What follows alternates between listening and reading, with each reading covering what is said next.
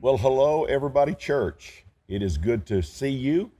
And I am with Stan Mitchell, and we have just wanted to check in with you. It's been a long time. We wanted to just spend a few minutes and kind of catch up a little bit. Stan, it's good to see you. Yeah, good to see you. How long's it been since I've been down this way? I think early March. It's been a long time. Yeah, and we have not hugged, we have not shaken No, we hands, have and we not. have maintained Yes, we have. our distance, and we hope all of you guys are doing the same.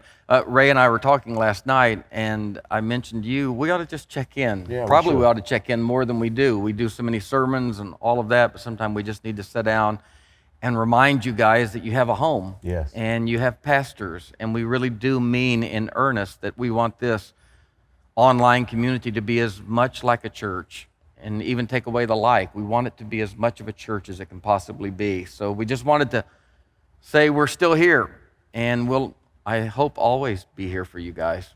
How have you found the last few months for you? I know you've been writing, and that's been wonderful to be able to follow your post. Has life been really a struggle for you over the last few months? You know what? Everybody Church kind of got me ready for it, because I've been experiencing church through Everybody Church for the last year or so.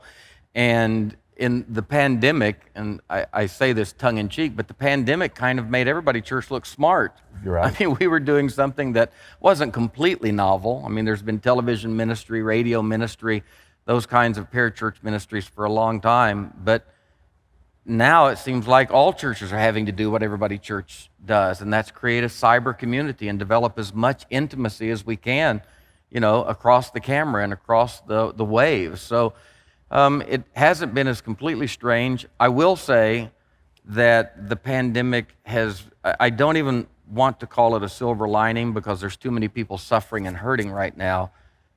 But I have enjoyed, after being a public person for the last 35 years, I have enjoyed circling the wagons.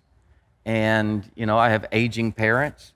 I have a 21-year-old and a 14-year-old who are in different phases of life. I've kind of circled the wagons and taken a few relationships deeper. And I realized that I had been missing some intimacy there with the people great. closest to me. So that's been one benefit of all of this for me. That's great. I wouldn't have known how to say it just like that, but I think that has been the bright spot in Yeah. all of this.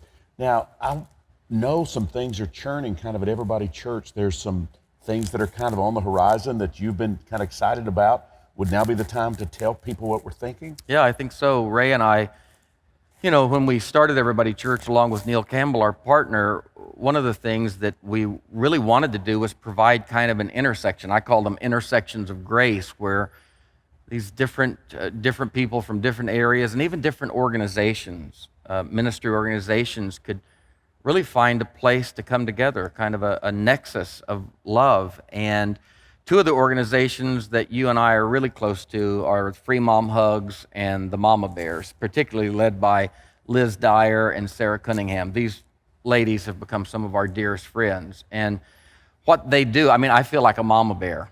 I feel like a parishioner of theirs.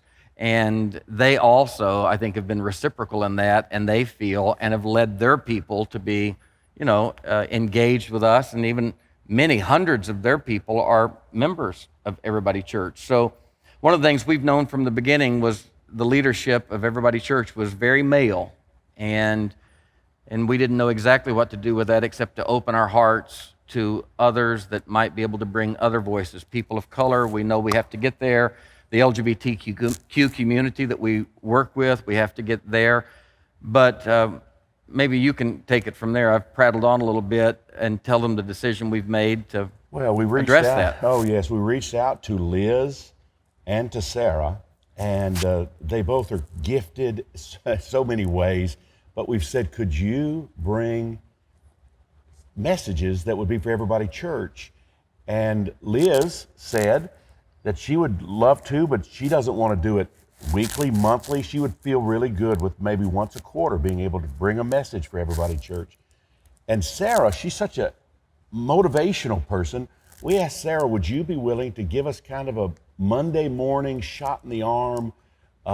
Sarah Cunningham in the car, right in the seat right next to you in the car, just speaking into you, and they both said that they would be willing to do that. So that has been, for me, some of the best news that I have heard, and I think it makes Everybody Church way better, just like that. Yeah, Everybody Church, if it's going to be everybody, we do need to expand the voices that are heard beyond yours and mine. We'll keep doing what we're doing. I mean, you pastor here at the Village, which is where we are right now.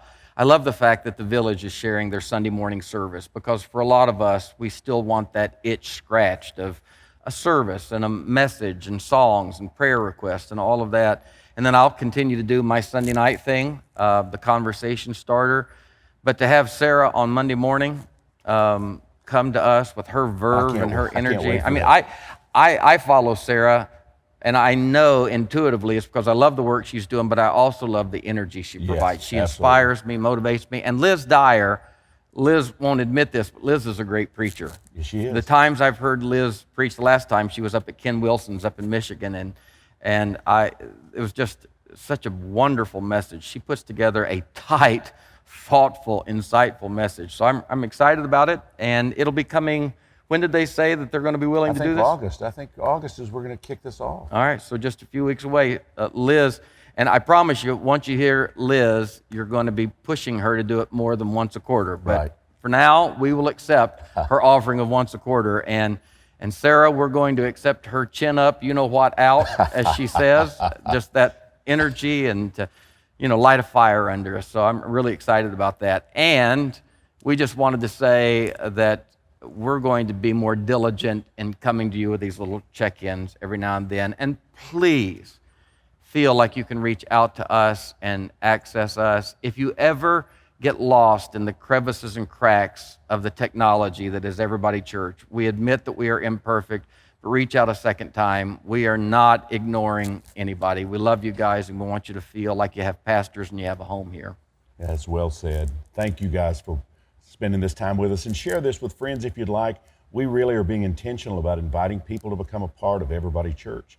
So if this is meaning something to you, then please pass it on to friends and tell them to get on board. Let's all do this together. On behalf of Ray and I and Neil Campbell, who's always behind the camera, what would we do without him? Thank you. We love you guys. We'll see you soon. Yeah.